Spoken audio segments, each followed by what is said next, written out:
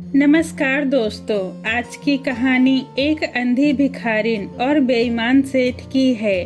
एक ऐसा सेठ जिसे लोग धर्मात्मा और पुण्यात्मा मानते थे, लेकिन वो सेठ बहुत ही बेईमान था, जो अपने स्वार्थ में इतना अंधा हो गया था कि उसे एक अंधी और लाचार भिखारिन का धन हड़पने में जरा सी भी लाज नहीं आई। कहते हैं कि चाहे भीख मांग कर खा लेना, लेकिन कभी किसी के साथ बेईमानी मत करना, नहीं तो ऊपर वाला कभी भी माफ नहीं करता। दोस्तों, इस कहानी को सुनने के बाद यदि आपका दिल पत्थर का होगा तो वो भी मक्खन की तरह पिघल जाएगा। तो चलिए सुनते हैं आज की कहानी। किसी गांव में एक अंधी बुढ़िया रहती थी। वो भीख मांग कर अपना पेट पालती थी। गांव के बाहर बने हुए एक मंदिर के सामने वो रोज सुबह अपना कटोरा लेकर के बैठ जाती। लोग मंदिर में भगवान के दर्शन करने आते और जब बाहर निकलते तो उस बुढ़िया के कटोरे में 2-4 पैसे डाल देते। शाम होने पर वो अंधी बुढ़िया अपनी लाठी को टेकती हुई अपनी झोपड़ी में वापस आ जाती। भीख में मिले हुए पैसों से वो अपने लिए भोजन का प्रबंध करती और जो पैसे बच जाते उसे वो झोपड़ी में एक मिट्टी की हांडी में रख देती। उस हांडी को वो एक फटी पुरानी कतरी से ढक कर रखती थी। इस तरह से जैसे तैसे दिन बीत रहे थे। अंधी बुढ़िया कभी कभी सोचने लगती कि भगवान ने उसके साथ ये कैसा अन्याय किया है। एक तो आंखें छीन ली और दूसरा ये कि उसके यहाँ कमाने वाला कोई नहीं था। उस अंधी बुढ़िया का जैसे ये नियम बन चुका था कि सुबह लाठी की सहारे टेकते हुए मंदिर तक जाना और दिन भर मंदिर में बैठकर लोगों से भीख मांगना और शाम को लाठी के सहारे टेकती हुई अपनी झोपड़ी तक वापस आना। समय का पहिया चलता रहा। एक दिन उस अंधी बुढ़िया को जैसे जीने का सहारा मिल गया। जब वो अंधी बुढ़िया अपनी झोपड़ी को वापस लौट रही थी, तभी एक 4 साल का बच्चा खेलते खेलते उस बुढ़िया से आकर लिपट गया।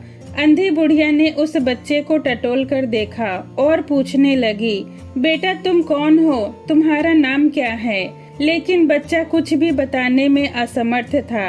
अंधी बुढ़िया वहीं बैठकर कुछ देर तक किसी के आने का इंतजार करने लगी।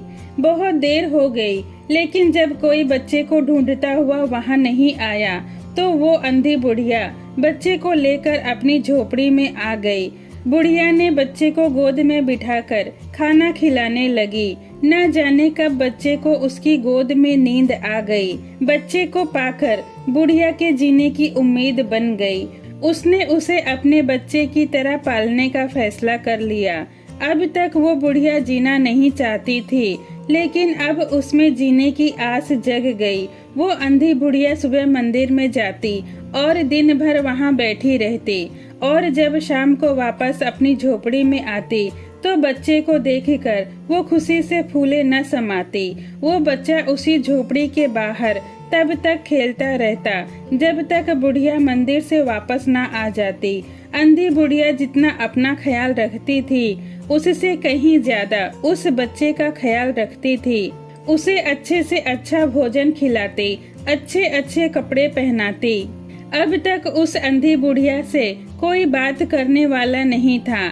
उस बच्चे को पाकर वो उसी से ही बातें करती और दिन भर मस्त रहती। बुढ़िया भगवान को लाख लाख धन्यवाद देती कि हे भगवान, जिसका कोई नहीं होता उसके लिए भी तू किसी न किसी को भेज देता है। इस बुढ़िया में जीने की उम्मीद जगा दी तुमने। इस बुढ़िया को जीने का सहारा मिल गया। तुमने मुझ पर बड़ी कृपा की है, जो मुझे अकेली के लिए इस बच्चे को भेज दिया। इस तरह से हंसी खुशी के दिन बीतने लगे। एक दिन बुढ़िया ने सोचा कि अब तक जो उसने हांडी में पैसा जमा करके रखा है, उन्हें कहीं सुरक्षित रख देना चाहिए, जिससे ये पैसे मेरे बेटे के काम आ सके। उसी नगर में गिरधर नाम का एक सेठ रहता था। वो सेठ धर्म कर्म बहुत किया करता था। दूर दूर तक उसकी ईमानदारी के चर्चे फैले हुए थे। बुढ़िया ने भी सेठ के बारे में बहुत सुन रखा था। उस सेठ के दरवाजे पर अक्सर भीड़ लगी रहती थी। लोग अपना धन उसके पास जमा करने के लिए आते थे और जरूरत पड़ने पर सेठ से अपना धन वापस ले जाते।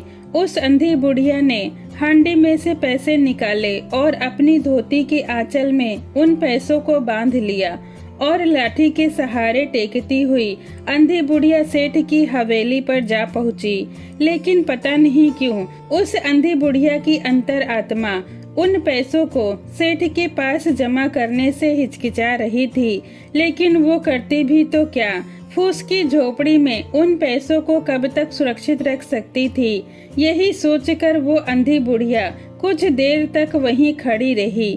थोड़ी देर के बाद सेठ ने उससे पूछा, माई बोलो क्या काम है, यहाँ कैसे आना हुआ। उस अंधी बुढ़िया ने अपना आंचल सेठ की तरफ करते हुए कहा कि सेठ जी, ये कुछ पैसे हैं जो मैंने भीख मांग करके इकट्ठा किए हैं। इनको मैं आपके पास जमा करना चाहती हूँ। जब मुझे जरूरत होगी तो मैं आपसे ले लूंगी। सेठ ने मुनीम की तरफ इशारा करते हुए कहा कि मुनीम जी, इन बूढ़ी माई के पैसे को गिन कर ले लो और वही खाते पर चढ़ा दो। मुनीम ने बुढ़िया के पैसे गिन करके बुढ़िया का नाम पूछा तो अंधी बुढ़िया ने अपना नाम पारो बताया। मुनीम ने कहा कि मैंने तुम्हारे नाम से पैसा जमा कर दिया है, अब तुम जा सकती हो। उस अंधी बुढ़िया की तो जैसे सारी चिंता ही दूर हो गई। वो सोच रही थी कि आज मैंने अपने पैसे सेठ के पास सुरक्षित रख दिया है, जब कभी जरूरत पड़ेगी तो उनसे पैसे ले आऊंगी। वो बड़ी ही प्रसन्नता के साथ अपनी झोपड़ी में पहुंची। लेकिन कहते हैं कि सुख के दिन हमेशा नहीं रहते। इंसान के जीवन में सुख और दुख का उतार चढ़ाव लगा रहता है। वही हाल उस अंधी बुढ़िया के साथ भी हुआ। एक दिन बुढ़िया जब भीख मांग कर अपनी झोपड़ी में वापस लौटी तो उसने देखा कि उसका बेटा बुखार से तप रहा है। उसका शरीर आग की तरह जल रहा था। अपने बेटे की ये हालत देखकर उस बुढ़िया के पैरों तले जमीन खिसक गई। वो अंधी बुढ़िया अपने बेटे को लेकर कई डॉक्टरों को दिखाया। उसका जितना भी सामर्थ्य था उसने उसका उतना उपचार करवाया, लेकिन उसका बुखार उतरने का नाम ही नहीं ले रहा था। उस अंधी बुढ़िया का धैर्य अब जवाब दे रहा था। वो असहाय हो चुकी थी। फिर उसके मन में ख्याल आया कि उसने जो सेठ के पास अपने पैसे जमा किए हैं उनको लेकर के वो शहर के किसी बड़े डॉक्टर को अपने बेटे को दिखाएगी तो वो किसी भी तरह अपने बेटे को ठीक करवा लेगी और उसकी जान बचा लेगी। यही सोच करके अंधी बुढ़िया सेठ की हवेली पर पहुंची और सेठ से कहने लगी कि सेठ जी, आज से कुछ दिन पहले मैं आपके पास पैसे जमा करने आई थी और आपने मेरे पैसे जमा कर लिए थे। वही पैसे आज मुझे दे दीजिए। मेरे बेटे की तबीयत बहुत खराब है, उसका शरीर बुखार से तप रहा है। सेठ ने बुढ़िया को डांटते हुए बड़ी जोर से चिल्लाकर कहा, कैसे पैसे? तू कब मेरे पास जमा करके गई थी? तेरा दिमाग खराब हो गया है? कहीं तू पागल तो नहीं हो गई है? सेठ की इन बातों को सुनकर बुढ़िया चौंक गई। अंधी बुढ़िया सोचने लगी कि कितना धर्मात्मा बना घूमता है। लोग कहते हैं कि बड़ा धर्मात्मा पुण्यात्मा है, ये किसी के साथ बेईमानी नहीं करता, लेकिन ये तो बहुत ही बेईमान है। थोड़ी देर तक वो अंधी बुढ़िया उसी जगह पर खड़ी रही। फिर सेठ ने मुनीम की तरफ देखते हुए कहा, मुनीम जी, बही खाते में जरा देखो, इस बुढ़िया के नाम से कुछ पैसे जमा है क्या? सेठ की बात को सुनकर बुढ़िया की जान में जान आई। बुढ़िया सोचने लगी कि मैं बेकार ही सेठ के बारे में भला बुरा सोच रही थी। ये सेठ तो बड़ा धर्मात्मा है, शायद ये भूल गया होगा कि मैंने इसके पास अपने पैसे जमा कर रखे थे। कई लोग इसके पास आते रहते हैं, ये भूल गया होगा शायद। ये बेईमान नहीं हो सकता। भगवान मुझे माफ करना, मैंने सेठ के बारे में गलत सोचा। लेकिन तभी मुनीम ने कहा कि इसके नाम से कोई पैसा जमा नहीं है, ये सुनकर बुढ़िया के तो होश ही उड़ गए। वो सोचने लगी कि वाह रे सेठ, मैं क्या सोच रही थी इसके बारे में, और ये क्या निकला। वो अंधी बुढ़िया वहीं जमीन पर बैठ गई। उसने रो रो कर सेठ से कहा, सेठ जी, भगवान के नाम पर, धर्म के नाम पर कुछ दया करके मुझे दे दीजिए। मेरे बच्चे की जान बच जाएगी। मैं जीवन भर आपका गुणगान करती रहूंगी। ये एहसान मैं आपका कभी नहीं भूलूंगी। सेठ जी जैसे लोगों के लिए ही एक कहावत कही गई है कि पत्थर में कभी जोक नहीं लगती। जो पत्थर दिल होते हैं वो कभी नहीं झुकते। सेठ जी ने कठोर होकर के कहा, जाती है या नौकरों को बुलाकर धक्के मारकर तुझे यहाँ से भगाऊं। अंधी बुढ़िया अपनी लाठी को लेकर सेठ की ओर मुंह करके बोली, सेठ जी, ये मेरी बद्दुआ है कि तुझे मुझसे ज्यादा मिलेगा और एक दिन तू भी मेरी तरह तड़पेगा। जिस तरह मैं गिड़गिड़ा रही हूँ, रो रही हूँ, जिस तरह मेरा दिल व्याकुल है, इसी तरह से भगवान तुझे भी एक दिन रोने पर मजबूर करेंगे। भगवान तेरा भला करे। ये कहकर बुढ़िया अपनी झोपड़ी की ओर चली गई। बच्चे की दशा दिनों दिन बिगड़ती जा रही थी। किसी भी दवा से कोई फायदा नहीं हो रहा था। एक दिन उसकी दशा इतनी बिगड़ गई कि बच्चे की जान पर बन आई। अब उसके जीवन से अंधी बुढ़िया भी निराश हो चुकी थी। रह रहकर उसे सेठ पर गुस्सा भी आ रहा था। वो सोच रही थी कि इतना धनी सेठ है, 2-4 रुपए यदि दे देता तो उसका क्या जाता। और फिर मैं उससे भीख मांगने तो नहीं गई थी, मैं उससे अपने ही पैसे मांगने गई थी, लेकिन उसने वो भी नहीं दिए। उल्टे वो मुझ पर ही अकड़ रहा था। बच्चे की हालत बिगड़ती देखकर बुढ़िया ने कुछ सोचा।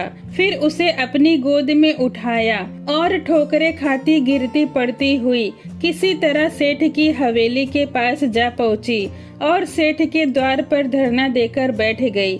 बच्चे का शरीर बुखार से तप रहा था। अंधी बुढ़िया का कलेजा धड़क रहा था। उसे किसी भी तरह चैन नहीं मिल रहा था। तभी एक नौकर किसी काम से हवेली से बाहर आया तो उसने अंधी बुढ़िया को वहां बैठा पाया। तो अंदर जाकर के उसने सेठ को सूचना दी कि सेठ जी, वो अंधी बुढ़िया बाहर बैठी है। सेठ ने उस नौकर से कहा कि उस बुढ़िया को वहां से भगा दो। नौकर बाहर आया और बुढ़िया से कहने लगा, तुम यहाँ से चली जाओ। लेकिन वो अंधी बुढ़िया वहाँ से हिली तक नहीं। मारने का भय दिखाया, लेकिन वो बुढ़िया वहाँ से टस से मस न हुई। नौकर ने फिर अंदर जाकर सेठ से कहा, सेठ जी, वो अंधी बुढ़िया किसी भी तरह मानने के लिए तैयार नहीं है। वो वहाँ से जाना नहीं चाहती। इस तरह से नौकर की बात सुनकर सेठ खुद बाहर आए और बाहर आकर बच्चे को देखते ही पहचान लिया कि ये तो उन्हीं का ही बच्चा है। सेठ को बड़ा आश्चर्य हुआ। सेठ के बच्चे से उस बच्चे की शकल सूरत मिलती थी। सेठ कहने लगे कि आज से करीब 4 साल पहले मेरा बेटा एक मेले में खो गया था। इसकी शक्ल मेरे बेटे से मिलती है। मैंने उसकी बहुत खोज करवाई, लेकिन किसी भी तरह वो नहीं मिला। फिर उसे याद आया कि मेरे बेटे की जांघ पर एक लाल निशान है। फिर सेठ ने उस बच्चे को अंधी बुढ़िया की गोद से छीन लिया और उसने जो निक्कर पहनी हुई थी उसे उलटकर देखने लगा तो उसकी जांघ पर लाल रंग का एक बड़ा सा चिन्ह दिखाई दिया। अब सेठ को विश्वास हो चुका था कि ये उन्हीं का ही बच्चा है। उसने बच्चे को अपने सीने से लगा लिया। बच्चे का शरीर बुखार से तप रहा था। सेठ ने जल्दी से नौकर को डॉक्टर लाने के लिए भेजा और खुद हवेली के अंदर जाने लगा। तब अंधी बुढ़िया खड़ी होकर जोर जोर से चिल्लाकर कहने लगी, हे सेठ, मेरे बच्चे को तो मत ले जाओ। तुमने मेरे पैसे पहले ही हजम कर लिया है और अब मेरे बच्चे को भी छीन रहे हो। ये तो तुम बड़ा अन्याय कर रहे हो। सेठ जी बहुत चिंतित हुए और बोले, ये बच्चा मेरा है, मेरा एक ही बच्चा है और वो भी आज से 4 साल पहले कहीं खो गया था और अब जाकर मिला है। इसको अब मैं कहीं नहीं जाने दूंगा और लाख प्रयत्न करके भी इसकी जान बचा लूंगा। सेठ की बात सुनकर अंधी बुढ़िया ने जोर का एक ठहाका लगाया और कहने लगी, अच्छा, तो तुम्हारा बच्चा है, इसीलिए तुम लाख प्रयत्न करके भी तुम इसकी जान बचा लोगे और यदि ये मेरा बच्चा होता तो तुम इसे मर जाने देते। ये तुम्हारा कैसा न्याय है? इतने दिनों तक खून पसीना एक करके मैंने इसे पाला है। मैं इसे अपने हाथों से ऐसे नहीं जाने दूंगी। सेठ जी की स्थिति बड़ी अजीब थी, कुछ करते धरते नहीं बन रहा था। कुछ देर तक सेठ जी वहीं मौन होकर खड़े रहे, फिर हवेली के अंदर चले गए। अंधी बुढ़िया भी कुछ समय तक वहीं खड़ी रही और रोती रही। फिर थोड़ी देर के बाद रोते हुए अपनी झोपड़ी की तरफ लाठी के सहारे टेकते हुए धीरे धीरे चली गई। कुछ देर के बाद वो अपनी झोपड़ी में पहुंच गई। दूसरा दिन हुआ। प्रभु की कृपा से दवा ने अपना असर दिखाया तो बच्चे का बुखार थोड़ा कम हुआ। जब बच्चे की आंख खुली तो उसने सबसे पहले अपनी माँ को आवाज लगाई। उसने चारों ओर देखा तो उसे कोई भी शकल जानी पहचानी न लगी, तो उसने अपनी आंखें फिर बंद कर ली और माँ की रट लगाने लगा। थोड़ी ही देर में उसका बुखार और तेज हो गया। डॉक्टरों ने जवाब दे दिया। सेठ जी के हाथ पांव फूलने लगे। चारों ओर सेठ जी को अंधेरा दिखाई देने लगा। सेठ सोचने लगा कि अब क्या करूं? एक ही बच्चा है, इतने दिनों के बाद मिला है तो उसको मृत्यु के मुख में कैसे जाने दूं?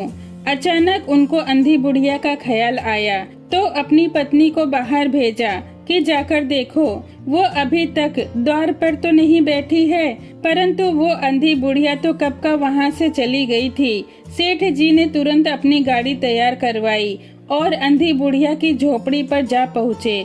झोपड़ी बिना द्वार की थी। अंदर गए तो देखा कि एक फटे पुराने टाट पर वो बुढ़िया पड़ी है। उसके नेत्रों से बड़े बड़े आंसू की धारा बह रही है।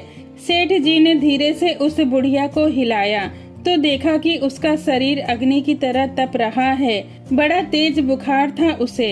सेठ जी ने बुढ़िया से कहा कि माई, तेरा बच्चा बहुत बीमार है। सब डॉक्टर निराश हो चुके हैं। रह रह कर वो बच्चा तुम्हें पुकारता है। अब तुम ही हो जो उस बच्चे को बचा सकती हो। वो मेरा नहीं, तुम्हारा बच्चा है। मेरे साथ चलो और उसे बचा लो, नहीं तो उसकी जान चली जाएगी। सेठ की बात सुनकर वो अंधी बुढ़िया कहने लगी, मरता है तो मरने दो, मैं भी तो मर रही हूँ। हम दोनों स्वर्ग में फिर मिलेंगे, माँ बेटे की तरह। वहाँ हमें कोई अलग नहीं कर पाएगा। इस लोक में बहुत दुख है। यहाँ मेरा बच्चा खुशी से नहीं रह पाएगा। मैं उसकी अच्छे से देखभाल भी नहीं कर पाऊंगी। सेठ जी रोने लगे। उनकी आंखों से आंसू की धारा बहने लगी। आज तक वो सेठ किसी के सामने अपना सर नहीं झुकाया था और न ही किसी के सामने रोया था, लेकिन इस समय वो सेठ अंधी के पांव में गिर पड़ा और रो रो कर कहने लगा कि हे माई, अपनी ममता की लाज रख लो। आखिर तुम भी तो उसकी माँ हो। चलो, तुम्हारे चलने से वो बच जाएगा। ममता शब्द ने उस अंधी बुढ़िया को व्याकुल कर दिया। उसे एहसास हुआ कि इन सब में उस छोटे बच्चे की क्या गलती। वो तुरंत चलने के लिए तैयार हो गई। सेठ ने अंधी बुढ़िया को अपनी गाड़ी में बिठाया और कुछ देर के बाद गाड़ी हवेली के बाहर पहुंची तो सेठ ने सहारा देकर के अंधी बुढ़िया को उतारा और अंदर ले जाकर के अपने बच्चे की चारपाई के पास उसको खड़ा कर दिया। उस अंधी बुढ़िया ने जब टटोल कर बच्चे के माथे पर हाथ फेरा तो बच्चे ने पहचान लिया कि ये मेरी माँ है। उसने तुरंत आंखें खोल दी और अपनी माँ को अपने सामने खड़ा देखकर कहने लगा कि माँ, तुम आ गई। अंधी बुढ़िया ने प्रेम भरे स्वर में उत्तर दिया, हाँ बेटा, तुम्हें छोड़कर मैं कहाँ जा सकती हूँ। अंधी भिखारिन उसके सिरहाने बैठ गई और बच्चे का सर अपनी गोद में रख लिया। उसे बहुत सुख अनुभव हो रहा था। बच्चा उसी की गोद में सो गया। दूसरे दिन उसका बुखार कुछ कम हुआ और 10-15 दिनों में ही बच्चा पूरी तरह से ठीक हो गया। जो काम बड़े बड़े वैद्य हकीम डॉक्टर ना कर पाए, उनकी बड़ी बड़ी दवाइयाँ ना कर पाई, वो उस अंधी बुढ़िया की ममतामयी सेवा ने कर दिया था। जब सेठ का बच्चा पूरी तरह से स्वस्थ हो गया तब अंधी बुढ़िया ने सेठ से विदाई मांगी तो सेठ ने कहा कि वो उन्हीं के ही पास रह जाए, परंतु किसी भी तरह से अंधी बुढ़िया सेठ के पास रहने के लिए तैयार न हुई तो मजबूर होकर सेठ ने उसे विदा किया। जब वो जाने लगी तो सेठ ने रुपयों की थैली लाकर उस अंधी बुढ़िया को देने लगा। तो अंधी बुढ़िया ने पूछा कि इसमें क्या है? सेठ जी ने उत्तर दिया कि इसमें तुम्हारी धरोहर है जो तुम आज से कुछ दिन पहले मेरे पास जमा करके गई थी। अंधी बुढ़िया ने सेठ की बातों को काटते हुए कहा, ये रुपए तो मैंने तुम्हारे बेटे के लिए इकट्ठा किए थे, अब तुम उसी को ही दे देना। पहले वो मेरे पास था, इसीलिए इन रुपयों की जरूरत मुझे थी, लेकिन अब वो तुम्हारे पास है, इसीलिए इन रुपयों की जरूरत अब उसे है। अंधी बुढ़िया ने वो थैली वहीं पर छोड़ दी और लाठी के सहारे टेकते हुए वहां से चली गई। सेठ वहीं खड़ा अंधी बुढ़िया को जाते हुए देख रहा था। इस वक्त सेठ याचक था और अंधी बुढ़िया दाता थी। दोस्तों, आपने इस कहानी में देखा कि जो सेठ अंधी बुढ़िया का धन हड़पने के बाद उस अंधी बुढ़िया को आंसू से रुलाया था, उसी सेठ को एक दिन मजबूर होकर उस बुढ़िया के पैरों में जाकर गिरना पड़ा और उस बुढ़िया के पैरों में आंसू बहाना पड़ा। दोस्तों, भगवान किसी को माफ नहीं करते। जो किसी को रुलाता है उसे मजबूर होकर एक दिन खुद रोना पड़ता है। दोस्तों, आपको ये कहानी कैसी लगी कमेंट में जरूर बताएं। वीडियो पसंद आई हो तो लाइक करें। ऐसी ही कहानियों के लिए मेरे चैनल को सब्सक्राइब करें। ये वीडियो देखने के लिए आपका धन्यवाद।